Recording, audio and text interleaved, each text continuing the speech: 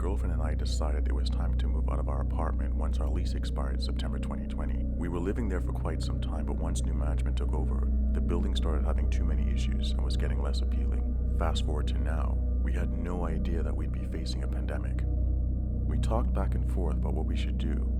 That's when my girlfriend Nia told me that her mom's neighbor may be the solution. At first, I thought she meant moving closer to her parents' place. I wasn't too fond of the idea, considering her father and I don't really see eye to eye. Nia said her mom's neighbor owns an apartment on the west side of Montreal that recently became available for rent. That was great news, I thought. We wouldn't have to do too much searching around the city. A good offer was already on the table. Because of her mom's connection, the neighbor threw in an additional discount on top of it. With the second wave of this virus on the horizon, we agreed to not re-sign our lease and moved into the new place on October 2nd. We'd seen it in person and everything seemed fine. We started noticing weird things about the apartment once we moved in. The first weird experience occurred Monday, October 5th. Nia had an afternoon shift that day while I worked from home. I was in the kitchen making a sandwich for lunch when I heard what sounded like footsteps in one of the bedrooms. Now I will say the apartment is spacious. It is a 2-bedroom, one of which we have been using as a mini storage room until we finished setting things up. So I thought maybe something fell out of place. I finished my lunch and went back to work. Later that night when Nia came home, she found one of her missing earrings on the nightstand. She asked how did I find it. I told her I had no idea what she was talking about. You see, Nia had lost one of her earrings a few weeks ago. We both looked everywhere inside our old apartment but never found it. Even after we moved in, she was upset that she may have lost it forever, but here it was. My mind went back to the sounds I'd heard earlier in the day. I was about to say something, but even thinking about it, it just sounded ridiculous to think someone else was inside the apartment, so I kept quiet. Over the next few days, more bizarre things started happening. Other small objects would be moved to strange new places inside the apartment. My car keys disappeared from the hallway table and somehow managed to be left inside the front door. On October 9th, we went to get takeout, and when we got back to the apartment, 2 used towels were inexplicably on the bathroom floor. The following night was the most disturbing. Nia and I both usually tussle with the comforter at night when we're asleep. However, on this particular night, I woke up and felt the blanket adjusting at my feet. I felt it spread evenly across the bed. When the movement stopped, I didn't feel her get back in the bed. I was still groggy when I called out her name, but she didn't answer. I barely opened my eyes and looked at the front of the bed, and she wasn't there. I then looked over by the bathroom. The light was turned on, and Nia was inside. I immediately jolted upright and turned on the lamp. I looked around the room and saw that the bedroom door had just stopped moving. Something is wrong with this apartment. I couldn't go right back to sleep. I waited for Nia to get out of the bathroom, and when she did, I told her about everything that has been going on and that I've experienced over the last few days. She admitted that a few times she's felt uneasy when she was home alone. We both agreed that it was odd the missing earring showed up out of nowhere.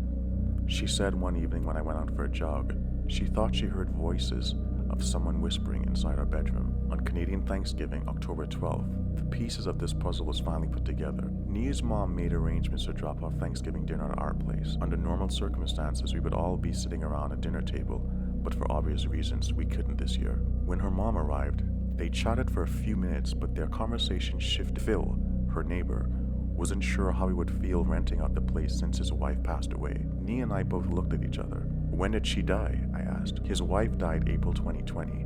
We didn't know what to say, and when Nia's mom left, we both knew the bizarre things we've been experiencing this entire time was no coincidence. Phil's wife still has a presence in this apartment. Whether it's welcoming or not, we now know we're not living here alone. Number 2. I've been a freelance videographer for about 3 years. Last summer was going to be a huge opportunity for gigs and wedding season, but dealing with COVID-19 and strict measures in place, a lot of jobs I had lined up were now postponed indefinitely.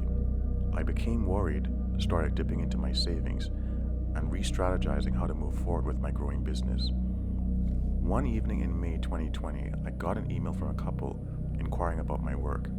After exchanging a few emails back and forth, I spoke to the bride to be over the phone. Her name was Margaret. I introduced myself and told her about my past projects. Margaret insisted the couple didn't want to put their wedding on hold even during the pandemic. Instead of doing something traditional, They chose a different venue for the ceremony, with a morbid theme. She joked that we're all living in scary times, so why not have a Halloween wedding in the summer?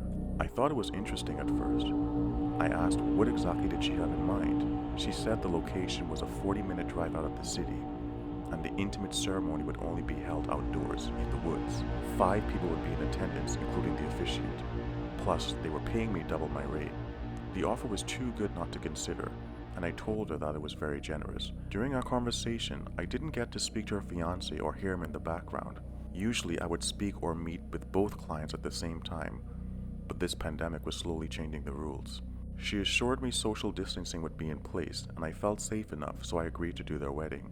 When we finished our conversation, Margaret sent me an email with more details about the wedding.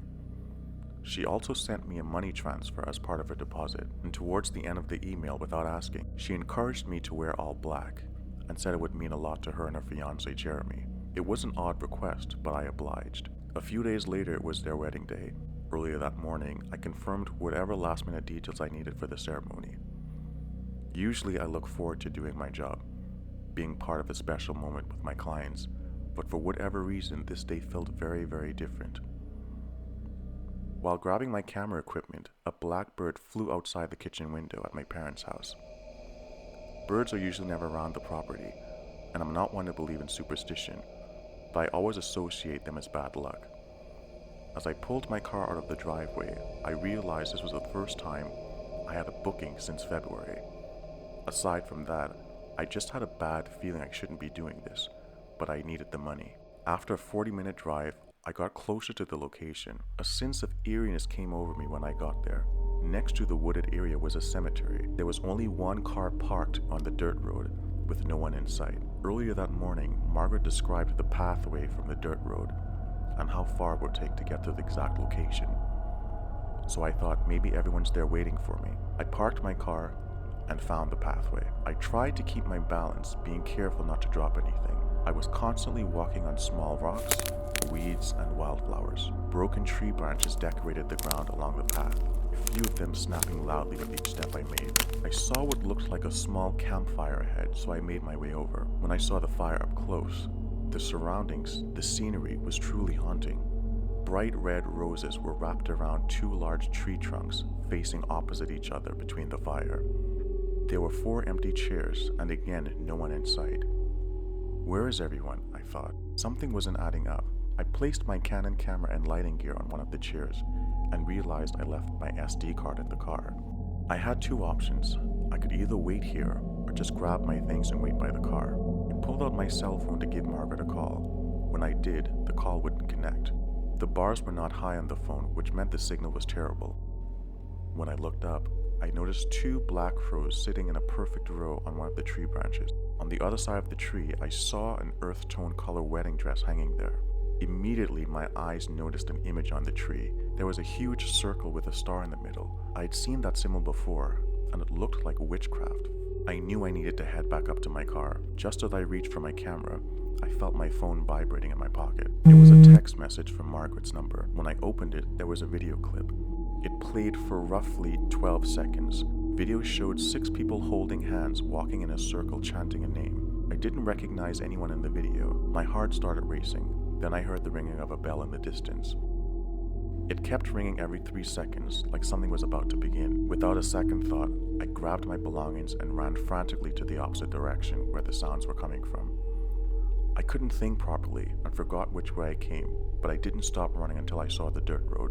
I headed towards my car and threw everything in the passenger seat once I got inside. I didn't care to see who was out there. I didn't care about the money. I just wanted to get the hell out of there as fast as possible. The 40-minute drive home felt like forever. I kept looking back in the rearview mirror to see if anyone was driving behind me. When I got home, I told my parents what happened. They were in disbelief.